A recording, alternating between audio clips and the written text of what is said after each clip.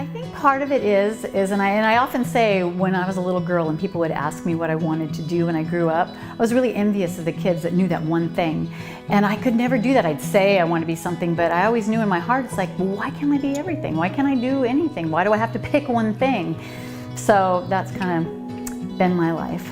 And so I've gotten to do a lot of really cool things, and a lot of that is just because when an opportunity would present itself, I would just say, sure.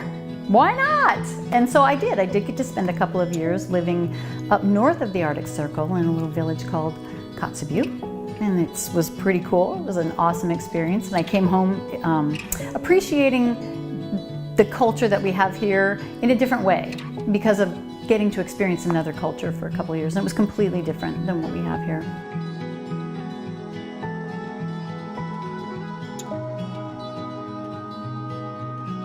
Well, there really aren't igloos up there, but that's a very common misperception because we are north of the Arctic Circle.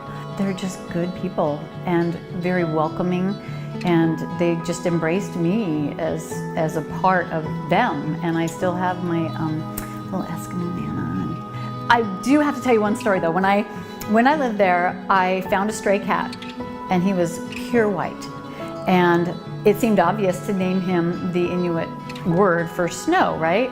So I would ask a bunch of people and I'd get a bunch of different answers, and I couldn't figure out why I could. It's a snow. How hard is that?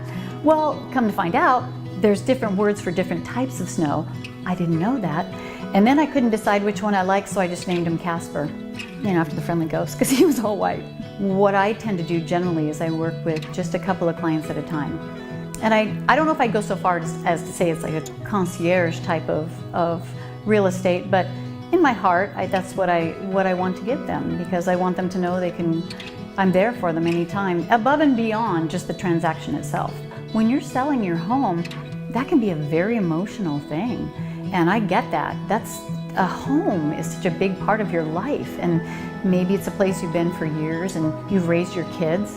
Maybe you want to downsize, but how do you do that?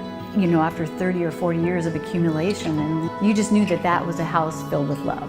If I had to say one thing about what I love the most, and there's a whole lot of things that I do, there is something so amazing about handing somebody the keys to their new home. It's just, that is such an exciting day for everyone, and I don't know if they realize how excited I am too, It's just a really cool thing.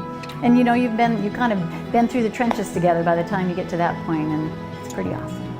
I'm Paige Ward with John L. Scott Real Estate.